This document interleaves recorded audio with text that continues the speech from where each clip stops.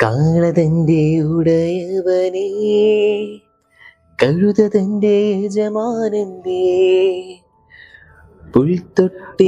നീ ഇതുവരെ വെച്ച് കഴിഞ്ഞില്ലേ? ഞാൻ നീ വരാൻ ഇത്ര നേരം വെയിറ്റ് ചെയ്തോണ്ടിരിക്കുവല്ലായിരുന്നോ? അതെ, എന്ത് നല്ല ഭംഗിയല്ലേ പുൽക്കൂട് കാണാനൊക്കെ ആയിട്ട്. ഒന്നുമില്ലല്ലോ, നമ്മളുണ്ടാക്കിയല്ലേ. അതെ, എന്നാ വെക്കാം. കാളതന്റെ ഉടയവനേ, കഴുതതന്റെ യജമാനന്റെ. അല്ല, നീ ഈ പാട്ട് ഇതിനു മുന്നേ എവിടെയെങ്കിലും കേട്ടിട്ടുണ്ടോ?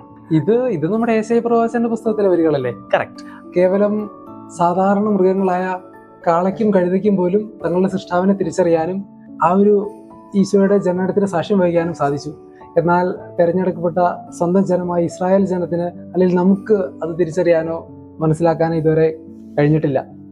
ഈ ഒരു ആശയം നമ്മളിലേക്ക് എത്തിക്കുന്നതിന് വേണ്ടി 13-ാം നൂറ്റാണ്ടിലെ ഇറ്റലിയിലെ ഗ്രച്ചിയോ ഗുഹയിൽ ആദ്യമായിട്ട് വിശുദ്ധ ഫ്രാൻസിസ് അസീസി പുൽക്കൂട് ഒരുക്കിയപ്പോൾ ആ ഒരു പുൽക്കൂടിലേക്ക് സാമാന്യ ജീവികളായ മൃഗങ്ങളായ കാളയും കഴുതയും പോലും കൊണ്ടുവരാനായിട്ട് ഫ്രാൻസിസ് അസീസിക്ക് സാധിച്ചു. ഈ കാളയും കഴുതയും യേശയ്യാ പ്രവാചകന്റെ പുസ്തകത്തിൽ ചോദിച്ച അതേ ചോദ്യം ഇന്ന് നമ്മളോട് ചോദിക്കുകയാണ്.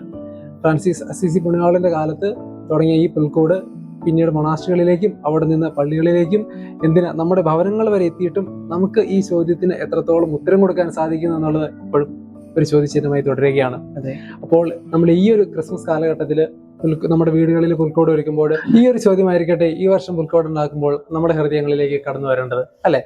അതെ, ഇത് പറഞ്ഞപ്പോഴോർത്തെ എനിക്ക് വേറെ പാട്ട് ഓർമ്മ. അത് അവിടെ നിൽക്കട്ടെ, തൽക്കാലം നമുക്ക് ഇത് തീർക്കാം. ഓക്കെ, നിങ്ങളുടെ അഭിപ്രായങ്ങൾ കമന്റ് ബോക്സിൽ കുറിക്കുക. Happy Christmas. Happy Christmas.